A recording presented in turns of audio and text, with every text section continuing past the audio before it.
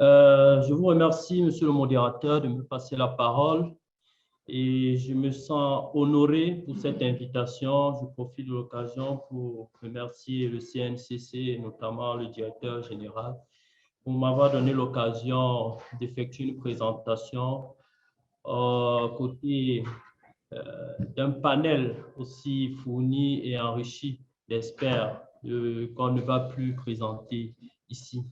Eh bien, il m'a été demandé de d'effectuer une présentation sur les mesures de protection et de sauvegarde pour les PME locales engagées dans la zone de libre-échange continentale africaine. Ma présentation va tourner autour d'une introduction et puis je vais aborder l'impact du libre-échange sur les PME camerounaises notamment, avant de passer aux mesures de protection proprement dites et de sauvegarde pour les PME. Et en guise de résumé, j'aurai une petite conclusion. Un accord de libre-échange, en réalité, c'est un accord dans lequel un groupe de pays s'est réuni pour libéraliser l'essentiel de ces échanges. Et à travers cette définition, nous pouvons observer que c'est une politique qui vise à laisser faire les marchés à travers l'élimination des barrières tarifaires et non tarifaires. La zone de libre-échange va au-delà d'une zone de libre. La zone de libre-échange continentale africaine spécifiquement va au-delà d'une zone de libre-échange traditionnelle, puisque aujourd'hui, en plus des marchandises et du commerce des services, elle intègre également les questions liées à l'investissement, à la concurrence, à la propriété intellectuelle, au commerce électronique et également la circulation des personnes et des capitaux. Comme impact de la zone de libre-échange continentale africaine sur les PME. En termes d'avantages, il est clair que la zone de libre-échange va augmenter les débouchés pour les PME. Vous verrez que les entreprises auront maintenant la possibilité de conquérir les nouveaux marchés et de réaliser des économies d'échelle. Donc, comme deuxième avantage, il y aura une diversification des sources d'approvisionnement en intrants. Nos PME auront la possibilité d'avoir plusieurs fournisseurs et ce qui va disposer d'une large gamme de choix de produits intermédiaires, de matières premières et à moindre coût.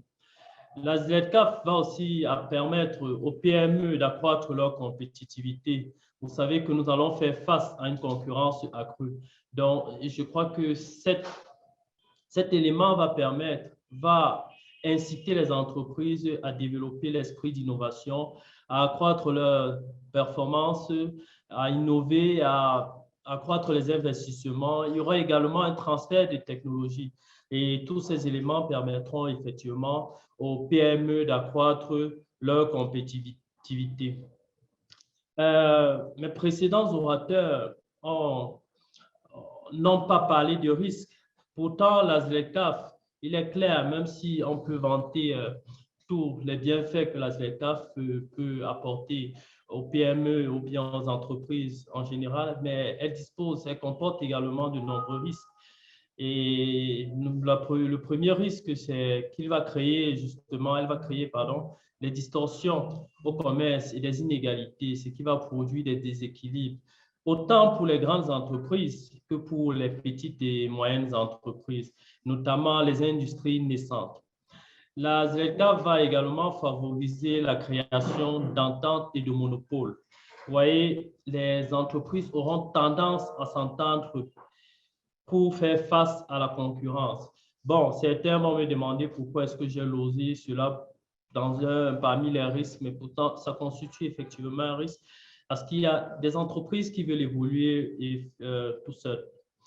La ZLECAf va également entraîner le découragement de certaines PME face à cette concurrence, à l'afflux des produits étrangers similaires à ce que les PME fabriquent. Ça peut, étant donné que certaines PME ne pourront pas faire face à la concurrence étrangère, internationale, alors et ça peut prêter à un certain découragement, à une dégradation des emplois et ça risque de créer un désordre social. La ZECA va également conduire à une uniformisation des cultures. Vous savez que l'essence même des échanges, c'est le fait de vouloir vendre sa culture. Et vous voyez qu'avec une harmonisation des cultures, ça sera difficile maintenant d'avoir un repérage sur les cultures spécifiques.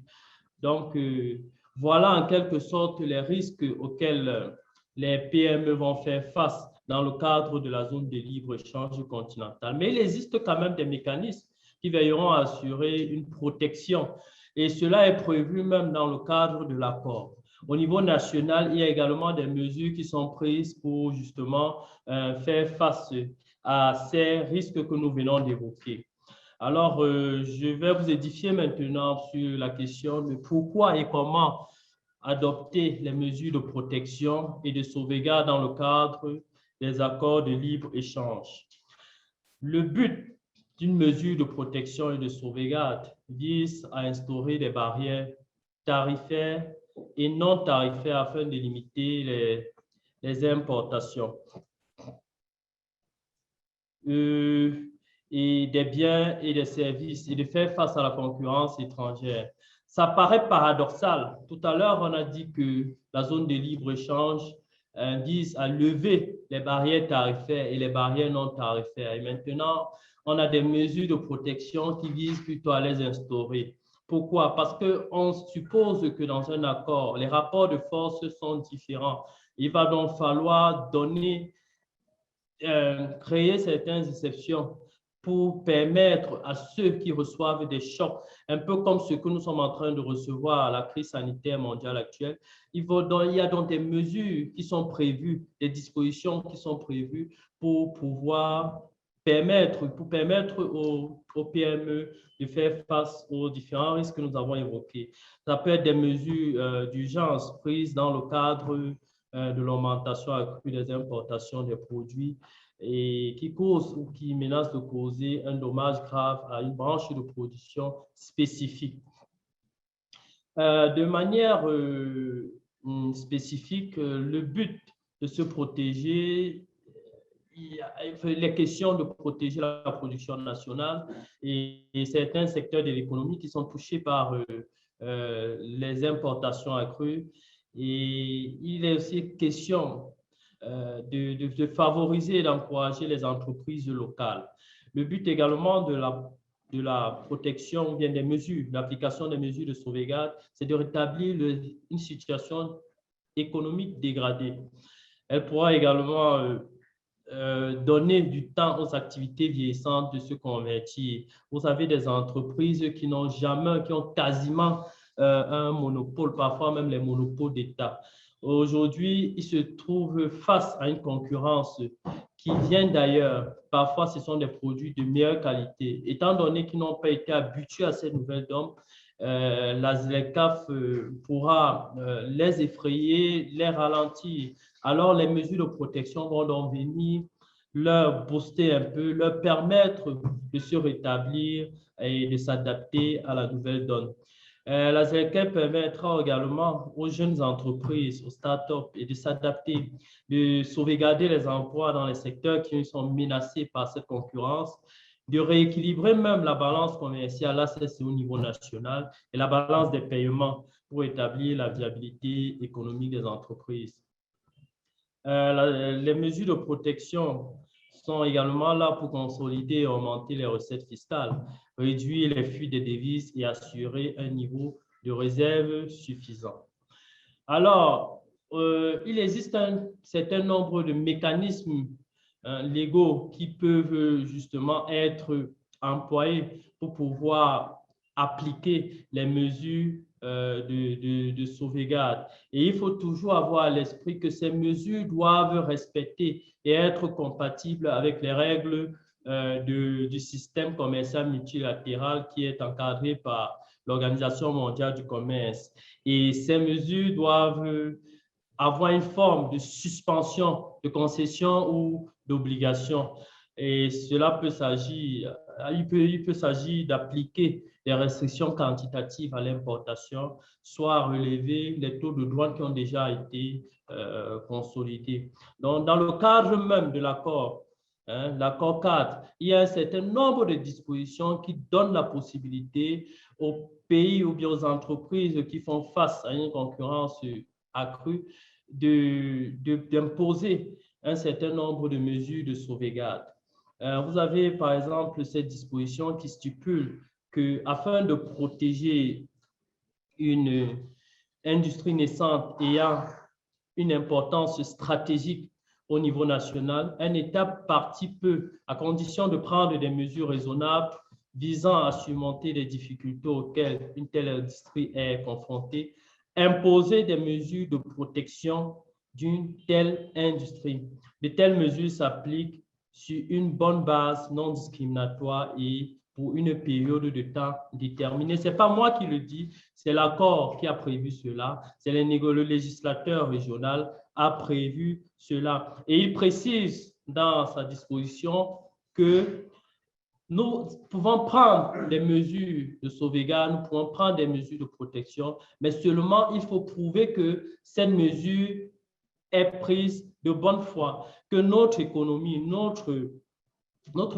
est menacée ou notre production nationale est menacée face à la concurrence accrue. Et la disposition ne s'arrête là, elle précise un peu plus loin que cela se fait pendant un temps bien déterminé. Donc, il n'est pas question de prendre une mesure de sauvegarde ou une mesure de protection qui va s'éterniser.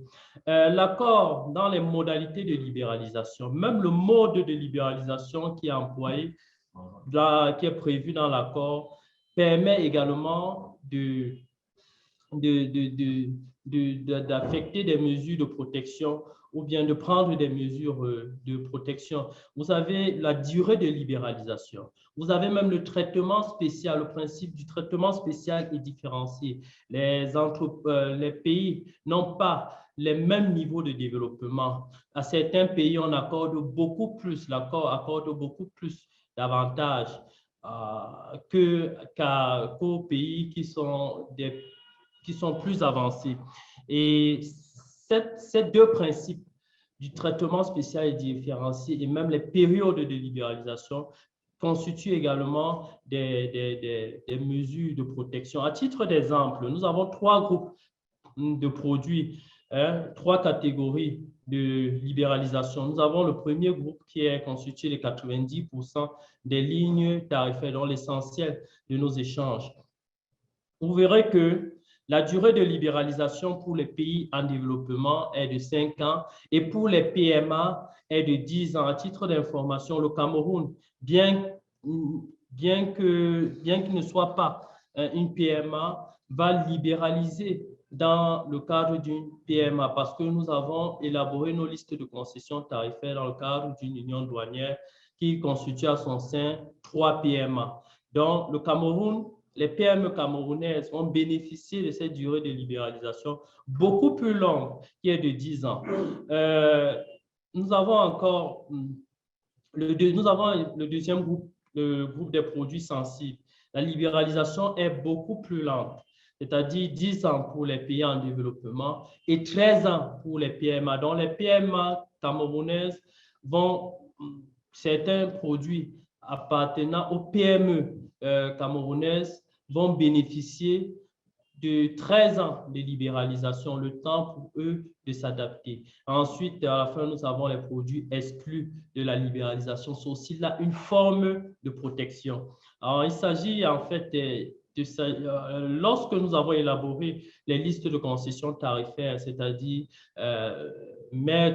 établir un calendrier de démantèlement pour l'Afrique centrale, nous nous sommes efforcés, les négociateurs, à mettre dans la deuxième catégorie, c'est-à-dire les produits sensibles, et la troisième catégorie, à mettre les produits dans cette liste, à mettre les produits qui représentent une certaine valeur économique pour le Cameroun. On a intégré les produits des industries issues des industries naissantes. Vous verrez que les secteurs qui sont en train de développer, un peu comme le BTP au Cameroun, la chimie, le cosmétique, l'agroalimentaire. La plupart de nos produits se retrouvent, de ces produits se retrouvent dans les groupes des produits sensibles et dans le groupe des produits exclus de la libéralisation. Ça, c'est également c'est une forme naturelle de protection de nos PME. Vous avez également les règles d'origine. Les règles d'origine, naturellement, sont également une forme de protection. Pourquoi? Parce que la réalité, peut-être qu'on l'a déjà dit avant moi, c'est que les produits qui vont bénéficier des préférences, c'est-à-dire des avantages qui sont dans le cadre de l'accord de zone de libre-échange continentale, qui sont contenus dans l'accord, doivent être originaires, donc doivent avoir la nationalité économique africaine. Il n'est pas question d'importer les produits d'un autre continent et venir compétir avec les produits qui sont fabriqués localement, parce que vous savez que le but, et le sens même de la zone de libre-échange continentale, c'est également d'encourager l'industrialisation.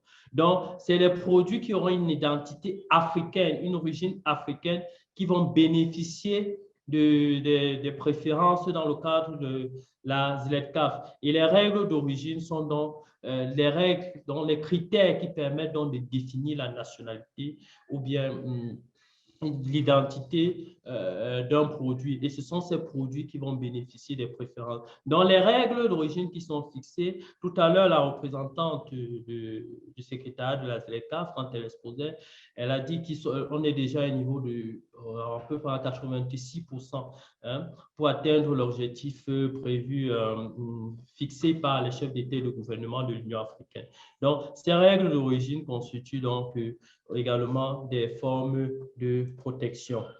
Maintenant, au niveau national, il est également prévu dans le cadre de nos tests, notamment la loi de 2016 qui régit le commerce extérieur au Cameroun, prévu des dispositions qui permettent de protéger nos PME locales.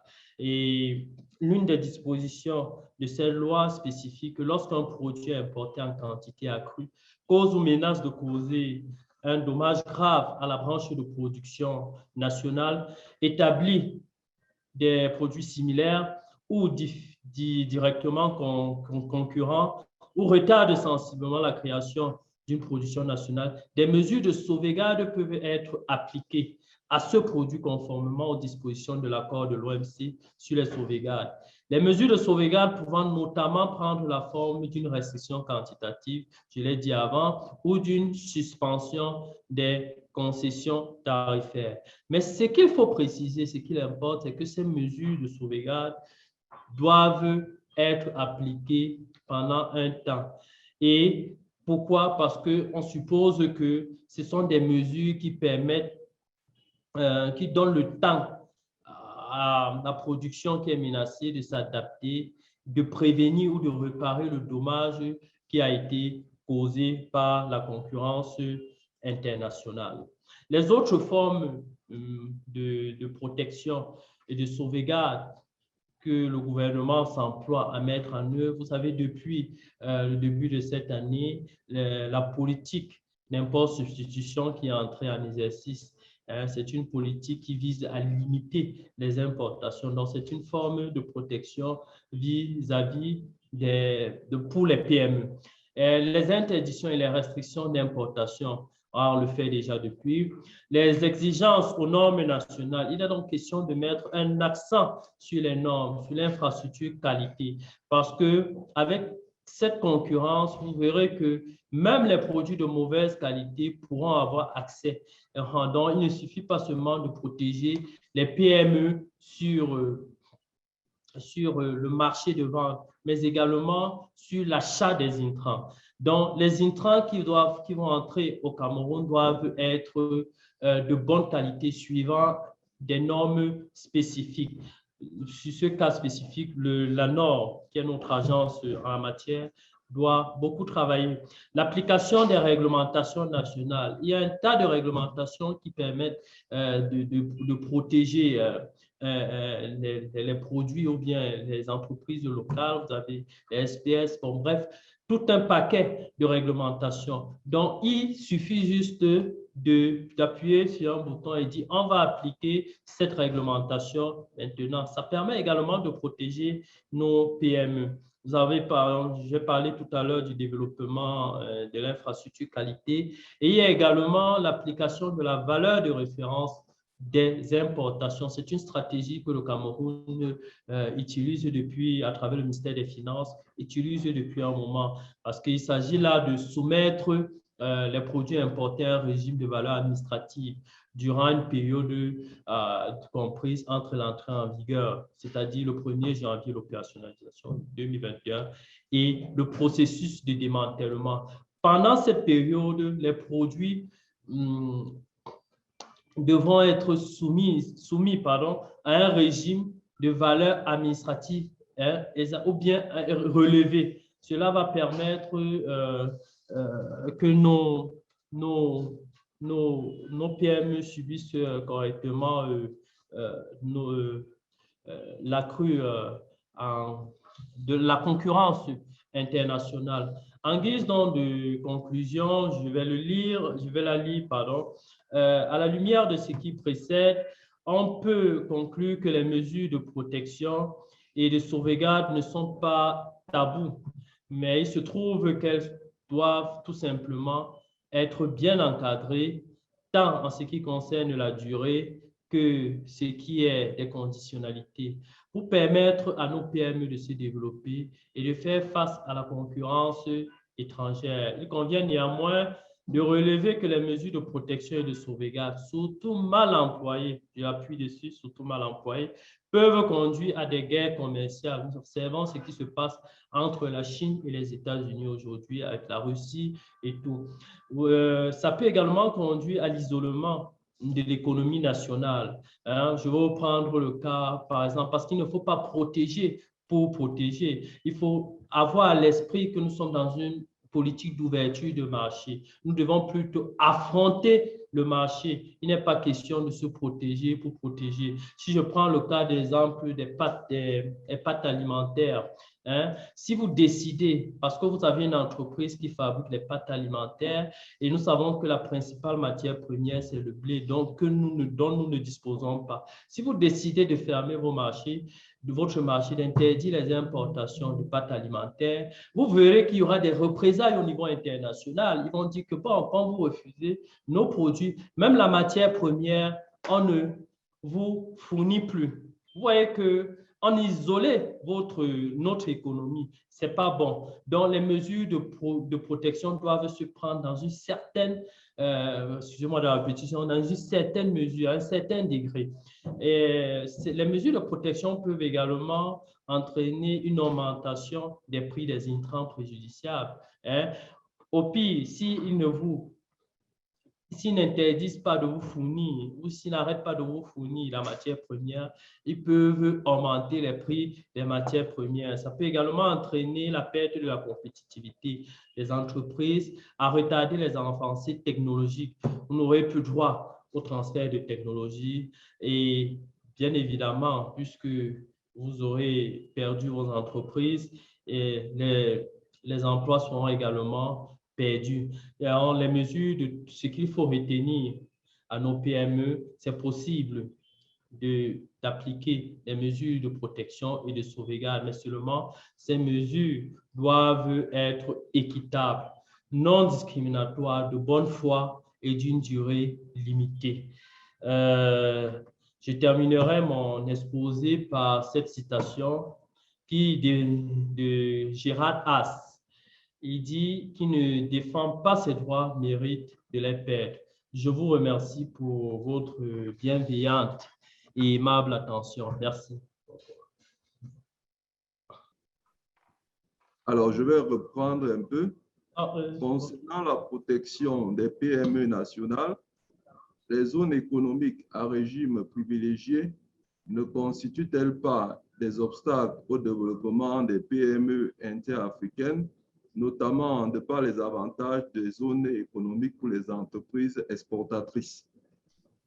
Oui, c'est une question très pertinente. C'est une question pertinente. Il est clair que les zones économiques, forcément, constituent euh, euh, un contre pour nos PME locales parce que ce sont les grandes entreprises situées dans ces zones qui bénéficient d'un certain nombre d'avantages. C'est d'ailleurs la raison pour laquelle euh, la question des règles d'origine sur les zones économiques spéciales sont restés ou bien restés en suspens au niveau des négociations parce que c'est une question vraiment très, très délicate.